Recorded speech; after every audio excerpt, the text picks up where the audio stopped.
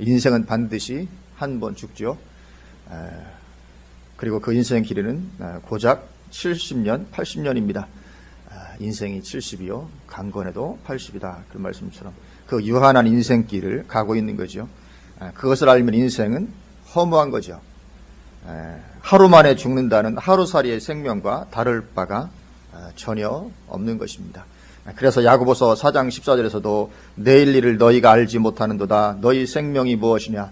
너희는 잠깐 보이다가 없어지는 안개니라. 그렇게 말씀합니다. 너희 생명이 무엇이냐? 너희는 잘 알지 못하는데 너희 생명이 무엇이냐? 너희는 잠깐 보이다가 없어지는 안개니라. 그러니까 뭐 7, 80년 세월이나 잠깐이나 그게 그거다 그런 거죠. 우리는 아니 7, 80년인데 그러나 주님은 7, 80년이라고 생각할지 모르는 것은 잠깐 보이다가 없어진 안개와 다를 게 없다. 그렇기 때문에 우리가 인생이 옛날 그 노아 홍수 이전처럼 1000년을 산다고 900살까지 산다 할지라도 역시 그건 달라지는 것이 없는 거죠. 그렇게 1000년을 산다 할지라도 다 지내놓고 보면 인생은 허무한 것입니다. 잠깐 보이다가 없어지는 안개와 같은, 영원하지 않은 것은 어떤 것이나 다 허무한 것이죠. 그처럼 인생은 그저 잠깐 보이다가 없어지는 안개와 같다는 것입니다. 그렇기 때문에 그 짧은 인생의 모든 것을 걸고 살아간다는 것은 대단히 어리석은 거죠. 잠깐 보이다가 없어지는 안개와 같은데 거기에 모든 걸 다 걸고 살아간다. 대단히 어리석은 거죠. 그런데도 신기한 것은 대다수의 사람들이 그렇게 살아간다는 거죠. 반드시 죽음을 맞이하게 될 텐데 죽음에 대해서, 죽음 이후에 대해서 별로 생각해 보려고 하지 않는다는 거죠. 그냥 살아갑니다. 죽음을, 또 죽음 이후의 삶을, 죽음 이후에 대해서 진지하게 생각하고 고려해 보려 하지 않는다는 거죠. 그러나 성경에서 줄기차게 말씀하고 있는 것은 죽음 이후의 세계가 있다는 것입니다. 얼마나 강조해서 말씀하시는지 오늘 우리 이번 주 말씀처럼 이 세상에서의 삶을 다 팔아서라도 사야 하는 것이 죽음 이후의 삶이라는 거죠. 밭에 감추인 보화와 같다. 그래서 그것을 발견한 사람이 기뻐하며 돌아가서 얼마나 막 흥분되겠습니까? 이 밭. 기뻐하며 흥분해서 돌아가서 자기의 모든 소유를 다 팔아 그 밭을 사느니라.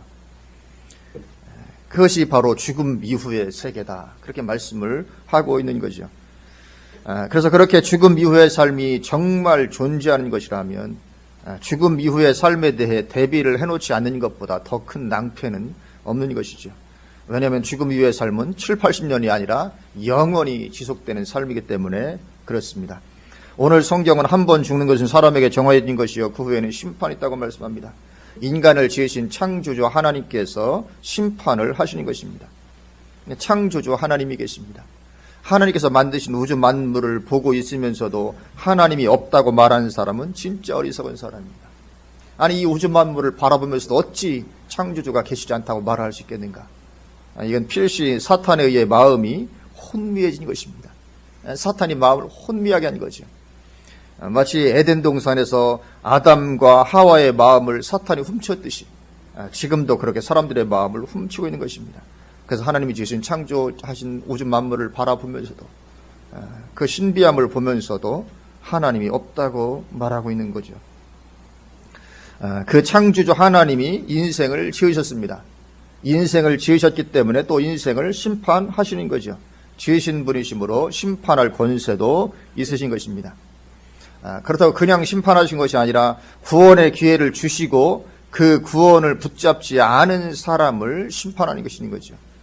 그래서 변명할 말이 없게 되는 것입니다. 오늘 본문 28절을 보면 이와 같이 그리스도도 많은 사람의 죄를 담당하시려고 단번에 들이신 바 되셨고 구원에 이르게 하기 위하여 죄와 상관없이 자기를 바라는 자들에게 두 번째 나타나시리라. 아멘. 십자가에서 단번에 들이셨다고요. 왜요? 많은 사람의 죄를 담당하시려고. 그래서 그렇게 십자가에서 인생들의 모든 죄를 짊어지신 것입니다. 그리고는 두 번째 나타나신다는 거죠. 재림을 가리킵니다. 그렇게 두 번째 나타나신다, 재림하신데 누구에게 두 번째 나타나십니까? 거기 보면 자기 일을 바라는 자들에게 두 번째 나타나시리라. 그렇게 말씀을 하고 있습니다. 예수님을 바라는 자들에게. 그러니까 예수를 믿어서 의롭다 하심을 받고 그리고는 주님을 따르는 신앙생활을 하면서 다시 오실 주님을 기다리는 진정한 그리스도인들이죠. 그들에게 두 번째 나타나실 것이다. 그렇게 말씀을 하고 있습니다. 그렇게 오셔서는 이제 모든 것을 심판하시는 것이죠. 그 최후의 심판의 모습이 계시록 20장 11절에서 15절에 잘 묘사가 되어 있습니다. 계시록 20장 11절부터 보면 또 내가 크고 흰 보좌와 그 위에 앉으신 이를 보니 땅과 하늘이 그 앞에서 피하여 간데 없더라. 또 내가 보니 죽은 자들이 큰 자나 작은 자나 그 보좌 앞에 서 있는데 책들이 펴 있고 또 다른 책이 펴졌으니 곧 생명책이라. 죽은 자들이 자기 행위를 따라 책들에 기록된 대로 심판을 받으니. 심판하십니다. 바다가 그 가운데에서 죽은 자들을 내주고 또 사망과 음부도 그 가운데에서 죽은 자들을 내주매 각 사람이 자기의 행위대로 심판을 받고. 심판이 집행이 되죠. 사망과 음부도 불못에 던져지니 이것은 둘째 사망 곧 불못이라. 누구든지 생명책에 기록되지 못한 자는 불못에 던져지더라. 이런 심판을 베푸시는 것입니다. 이것은 실제적으로 이루어질 일이죠. 이건 그 어떤 이 세상에서 어떤 것보다도 훨씬 더 실적인 것입니다. 그렇다면 이때를 대비하는 것보다 더 중요한 것이 있을 수가 없는 것이죠. 그래서 예수님은 이 세상에 계시는 동안 이 메시지를 전하기 위해서 애를 쓰셨죠. 예수님은 오셔서 십자가만 딱 지시고 떠나시는 것이 아닙니다. 이 땅에서 3년 반 동안 계시면서 이 메시지, 이 복음 메시지를 전하기 위해서 애를 썼습니다. 불철주야, 다른 가까운 마을들로 가자. 내가 이를 위하여 왔으니. 전도하시고, 그리고 복음을 전하시고, 이 메시지를 전하시기 위해서 애를 쓰셨던 것을 보게 됩니다. 요한복음 4장을 보면 예수님께서 사마리아 성에 가셨을 때에도 우물가에서 물을 길러 나온 여인을 만나 복음을 전하시는 모습을 보게 됩니다. 여인에게 예수님 복음을 전하죠. 여인 당연히 비아냥거립니다. 예수님께서 물을 좀 달라고 하시니까 뭐라고 대답합니까? 아니 당신은 유대인이면서 어찌 사마리아 여자인 나에게 물을 달라고 하느냐, 이 쏘아붙이는 거죠.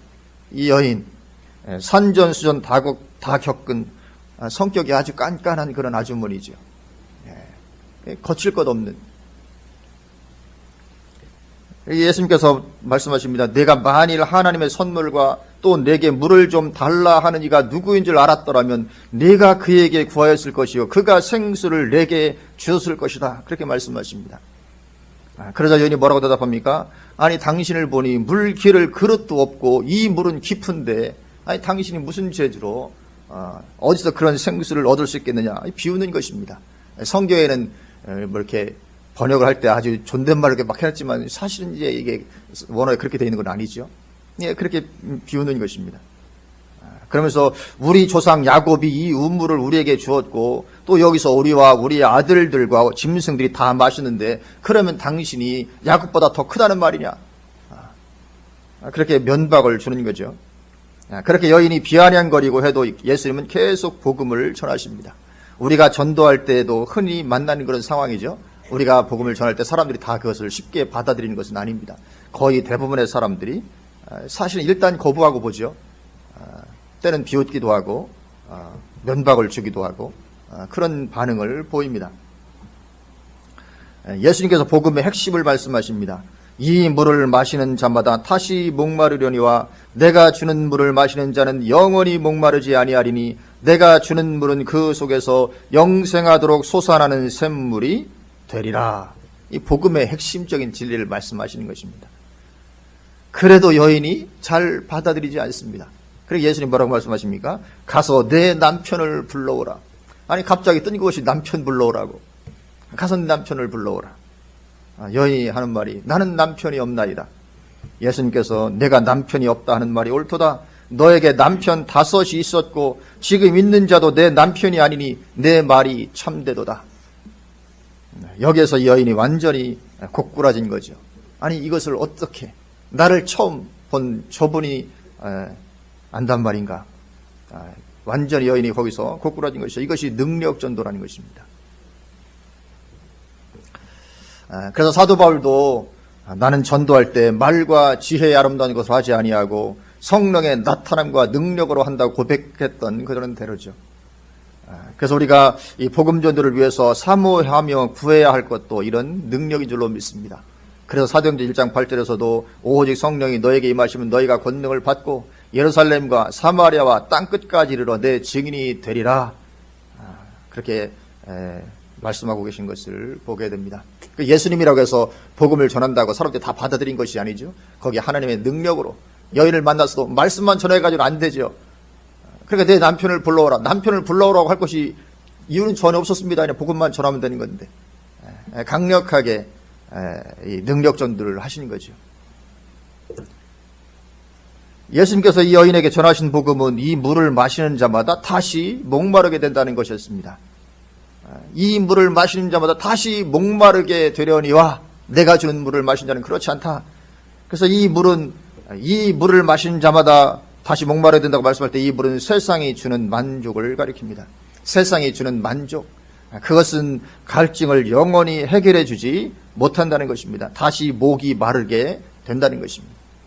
이 세상이 주는 만족이 잠깐은 만족을 주는 것 같지만 결국 그것은 우리라고 하면 다시 목이 마르도록 하고 마는 것입니다. 어느 정도로 목이 다시 마릅니까? 어느 부자가 살고 있었고 그 집 앞에 와서 구걸하는 거지 나사로가 있었습니다. 그리고 성경은 둘 다 죽었다. 누가복음 16절에 나오는 이야기죠. 신앙을 가지고 있었던 나사로는 천국 아브라함의 품으로 갔고 신앙 없이 살았던 부자는 지옥에 떨어졌습니다. 부자 어떤 사람입니까? 이 물을 마시며 살았던 사람, 세상이 주는 만족만을 의지하며 살았던 사람이죠. 죽어서 지옥에 떨어집니다.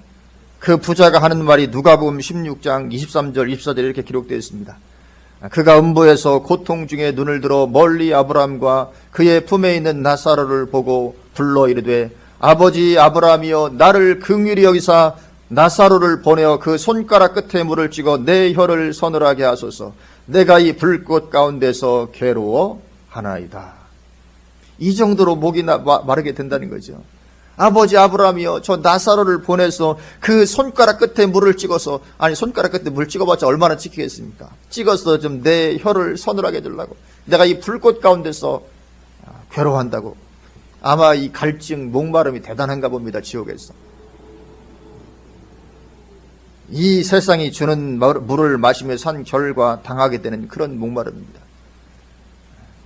그래서 이 세상이 주는 물을 마시며 살면 이 세상 사는 동안에도 계속 목마름이 찾아오지만 나중에는 정말 해결할 수 없는 영원한 목마름 가운데, 그런 가운데 들어가게 되고 마는 것이죠. 그래서 우리는 주님이 주시는 물을 마셔야 되는 것이죠. 예수님이 주시는 물은 그 속에서 영생하도록 솟아나는 샘물이 된다고 말씀하시기 때문에 그렇습니다. 우리 속에서 영생하도록 솟아나는 샘물이 되는 것입니다. 그래서 주님은 지금도 초청하고 계신 것이죠. 요한복음 7장 37절 38절에 명절 끝날 곧 큰 날에 예수께서 서서 외쳐 이르시되 누구든지 목마르거든 내게로 와서 마시라.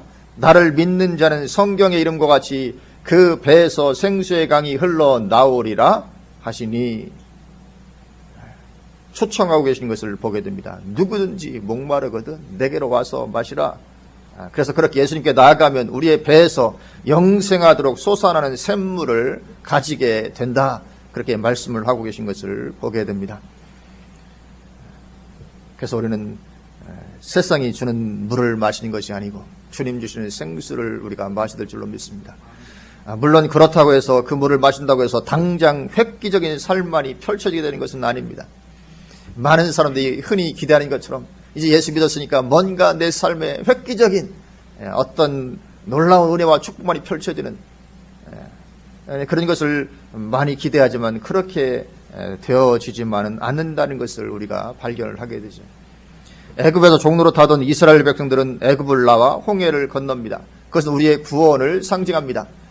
홍해를 건너기 전 애굽에서의 삶은 우리가 죄 가운데 종로로 타던 구원받지 못했던 때를 가리키고, 홍해를 건넌 것은 우리의 구원을 상징합니다. 그리고 그렇게 홍해를 건넌 후에 이스라엘 백성들은 황홀한 파라다이스를 만난 것이 아니라 힘들고 고통스럽고 긴 광야 여정을 보내야만 했죠. 그것은 우리의 신앙의 삶, 동일하다는 것을 보여주는 것입니다. 우리 역시 예수님을 믿은 후에는 오래 참음의 그런 때로 들어가게 된다는 것을 보여주는 것입니다. 홍해 건너자마자 바로 가나안이면 얼마나 좋겠습니까? 아니면 광야길이 대단히 축복된 길이면 얼마나 좋겠습니까? 그러나 그렇지 않다는 거죠. 오래 참아야만 하는 그런 때로 들어가게 되는 것입니다.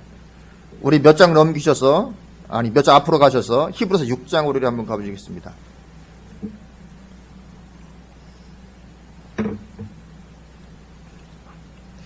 히브리서 6장 11절 12절 이렇게 말씀합니다. 우리가 간절히 원하는 것은 너희 각 사람이 동일한 부지런함을 나타내어 끝까지 소망의 풍성함에 이르러 게으르지 아니하고 믿음과 오래 참음으로 말미암아 약속들을 기업으로 받는 자들을 본받는 자 되게 하려는 것이니라. 여기 보면 믿음과 오래 참음으로 말미암아 약속들을 기업으로 받는 자들을 본받게. 그래, 약속을 기업으로 받는데 믿음과 오래 참음으로 말미암아 받게 된다, 그렇게 말씀을 하고 있습니다. 그러면서 아브라함을 예로 들죠. 하나님이 아브라함에게 약속하실 때 가리켜 맹세할 자가 자기보다 더 큰 이가 없으므로 자기를 가리켜 맹세하여 이르시되 내가 반드시 너에게 복주고 복주며 너를 번성하게 하고 번성하게 하리라 하셨더니 그가 이같이 오래 참아 약속을 받았느니라. 아멘. 14절만 보면 내가 반드시 너에게 복주고 복주며 너를 번성하게 하고 번성하게 하리라. 얼마나 좋습니까? 우리가 다 바라는, 예수님 믿으면 복에 복을 더하고 아주 번성하게 되고 축복이 될 거다. 그러나 15절은 그가 이같이 오래 참아 약속을 받았다. 광야의 길을 오래 걸어야만 되는 것이 홍해를 걷는 다음에 펼쳐지는 것입니다. 그래서 그 앞에 11절 말씀처럼 부지런함을 나타내야 되는 거죠. 우리가 간절히 원하는 것은 너희 각 사람이 동일한 부지런함을 나타내어 끝까지 소망의 풍성함에 이르러, 부지런함을 나타내고 끝까지 소망의 풍성함에 이르러야 된다는 것입니다. 그리고 하나님은 그 모든 것을 다 보시는 거죠. 그래서 그 10절을 보면 10절에 하나님은 불의하지 아니하사 너희 행위와 그의 이름을 위하여 나타낸 사랑으로 이미 성도를 섬긴 것과 이제도 섬기고 있는 것을 잊어버리지 아니하시느니라. 아멘. 하나님은 우리가 행한 것, 그 어느 것 하나도 잊어버리지 아니하십니다. 다 갚아주십니다. 너희의 행위, 그의 이름을 위하여 나타낸 사랑으로 섬긴 것, 하나님은 모든 것을 다 보시고 엄청난 은혜와 축복으로 마침내는 갚아주시는 하나님이십니다. 근데 거기 10절 말씀 보면 그런 우리의 여러 행위들 중에서 특별히 강조하는 것이 하나 있습니다. 그게 뭐냐면 다른 성도들을 섬기는 것이죠. 너희 행위와 그의 이름을 위하여 나타낸 사랑으로 이미 성도를 섬긴 것과 이제도 섬기고 있는 것을 잊어버리지 아니하시니라. 그러니까 하나님은 우리의 여러 행위들 중에서 특별히 성도 섬기는 것을 아주 중요하게 보시는 항목으로 설정해 놓고 계시는 것을 보게 됩니다. 우리의 생각과는 좀 다릅니다. 우리는 그게 그렇게 중요한가 생각할지 모르지만 하나님은 이것을 얼마나 중요하게 생각하시는지 모릅니다. 다른 성도를 섬기는 것. 그래서 이 사도 요한도 똑같이 말씀하고 있습니다. 사도 요한도 이 성도 사랑을 얼마나 크게 취급하는지 모릅니다. 요한일서 4장 20절에 이렇게 말씀하죠. 누구든지 하나님을 사랑하노라 하고 그 형제를 미워하면 이는 거짓말하는 자니 보는 바 그 형제를 사랑하지 아니하는 자는 보지 못하는 바 하나님을 사랑할 수 없느니라. 여기 형제는 교회 안에서의 성도를 가리킵니다. 다른 성도를 사랑하지 않으면서 하나님을 사랑한다는 것은 가능한 것이 아니다. 그래서 이 성도를 서로 사랑하고 섬기는 것은 보통으로 중요한 것이 아닙니다. 또 요한일서 3장 14절은 우리는 형제를 사랑함으로 사망에서 옮겨 생명으로 들어간 줄을 알거니와 사랑하지 아니하는 자는 사망에 머물러 있느니라. 여기 우리가 누굽니까? 예수 믿는 그리스도인, 교회 다니는 사람. 근데 그 사람이 구원받았나 구원받지 않나? 구원받은 증거가 뭐라고요? 우리는 형제를 사랑함으로 사망에서 옮겨 생명으로 들어간 줄을 알거니와. 그러니까 저 사람이 다른 성도를 사랑하는 걸 보니까 구원받은 사람이 맞구나. 다른 형제를 사랑하지 않는 것을 보니까 저 사람 구원받은 사람이 아니구나. 그걸 판별할 정도로 이것이 중요하다는 것이죠. 예수님 믿고 하나님의 자녀가 됐는데 다른 지체를, 다른 성도를 사랑하지 않는 것은 가능하지 않다. 만약에 사랑하지 않는다면 그것은 그 사람이 하나님을 실제로 믿고 있는 것은 아니다. 그렇게 말씀하고 있는 거죠. 그래서 우리 예배 때만 사랑합니다 인사할 것이 아니고 진정한 사랑이 있어야 될 줄로 믿습니다. 그리고 사랑은 수고로 나타나게 되죠. 사랑의 수고를 하게 됩니다. 그래서 서로 섬기고 사랑하고 하는 것은 어떤 의무감이 아니고 내 안에 하나님의 사랑이 들어와 있으면 저절로 그렇게 하게 되어 있습니다. 이 좋은 열매죠. 이 열매입니다. 반드시 열매가 맺어야 되죠. 내가 예수 믿고 신앙생활 한다면 거기에 따른 열매는 반드시 맺어지게 되어 있습니다. 열매를 보고 그래서 나무를 나는 거죠. 그 열매가 맺어지지 않으면 실제는 이제 참된 신앙이 아니다 그거죠. 좋은 열매를 우리는 맺어야 하고 그리고 그 가운데 있기를 언제까지 해야 된다고? 끝까지 해야 된다는 것입니다. 끝까지. 다른 말로 오래 참음이 있어야 된다는 거죠. 오래 참 끝까지. 그래서 그렇게 하지 못하면 어떻게 되는가? 좀 전에 보았던 히브리서 6장을 계속 보면 히브리서 6장 7절 8절 이렇게 말씀합니다. 땅이 그 위에 자주 내리는 비를 흡수하여 밭가는 자들이 쓰기에 합당한 채소를 내면 하나님께 복을 받고 만일 가시와 엉겅퀴를 내면 버림을 당하고 저주함에 가까워 그 마지막은 불사름이 되리라. 무서운 말씀인데요. 축복의 말씀이기도 하고 무서운 말씀도 나오는데 이것은 믿는 자들에 대한 말씀입니다. 이 7절도 믿는 자들에 대한 것이고 8절도 믿는 자들에 대한 것입니다. 그래서 이 자주 내리는 비, 하나님은 비를 자주 내리십니다. 이 은혜의 비죠. 하나님께 은혜를 주시는 것입니다. 이 모양 저 모양으로 하나님은 은혜를 우리에게 계속 베풀어 주십니다. 그렇게 자주 베풀어 주신 은혜를 잘 받아들여서 주님 보시기에 합당한 열매를 맺으면 하나님께 복을 받을 것이라 그렇게 말씀하죠. 왜냐하면 참된 신앙 가운데 있는 것이니까요. 그런데 그렇게 하나님의 은혜가 자주 내림에도 불구하고 하나님께서 그렇게 은혜를 베풀어 주셨지만 그럼에도 불구하고 좋은 열매를 맺는 것이 아니라 가시와 엉겅퀴 같은 그런 못된 열매를 맺으면 그 마지막은 불사름이 될 거라. 천국에 들어가지 못하게 될 거라. 그 말씀을 하는 거죠.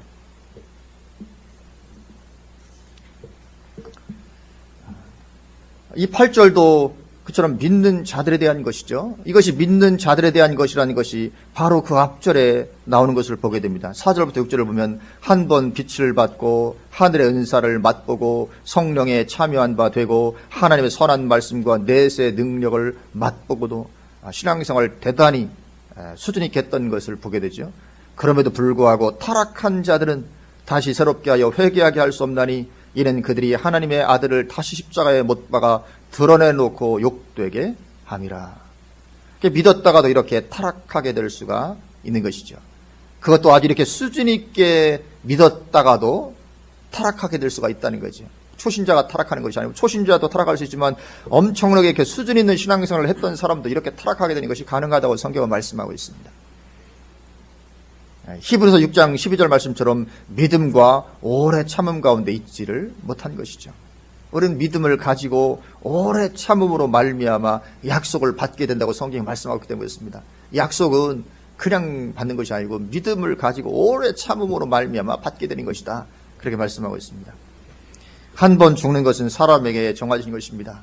정해진 것이고 그리고 그 후에는 심판이 있습니다. 물론 그 심판의 때에는 예수님을 믿는 사람에게는 그때가 최고의 축복으로 들어가게 되는 그런 때가 되는 거죠. 그래서 우리는 반드시 예수님을 믿어야 되고 그리고는 믿음으로 오래 참는 그런 신앙이 되어야 될 줄로 믿습니다. 지속적으로 믿음 안에 거하면서 믿음의 삶을 사는 것입니다. 그러면 하나님은 그 삶을 다 기억하시고 영원한 상급으로 갚아주십니다. 그 상급은 금생에서도 주어지고 내생에서도 주어집니다. 경건은 범사유익하니 금생과 내생에 약속이 있느니라. 그래서 살아가는 이 삶에서도 하나님께서 더 큰 은혜를 부어주신 가운데 들어갈 수가 있고 다가올 내생에서도 영원한 은혜와 축복 가운데 우리를 인도하게 될 줄로 믿습니다. 그래서 우리는 믿어야 되고 또 오래 참을 수 있기를 주님으로 축원을 드립니다. 하던 주님 오신 그날까지 오래 참고 그 믿음에서 떠나지 아니하고 어떤 상황의 변화가 오든지 환경의 변화가 오든지 심지어는 하나님의 응답이 완전히 끊어진 것 같은 그런 절벽에 부딪힌 것 같은 그런 상황에 처하든지 간에 우리의 자세는 변화없이 하나님 바라보고 찾고 추구하는 그 자세를 가지고 주님 오시는 그날까지 지속적으로 달려가는 그런 은혜를 우리가 다 누려야 될 줄로 믿습니다. 아멘. 기도하시겠습니다.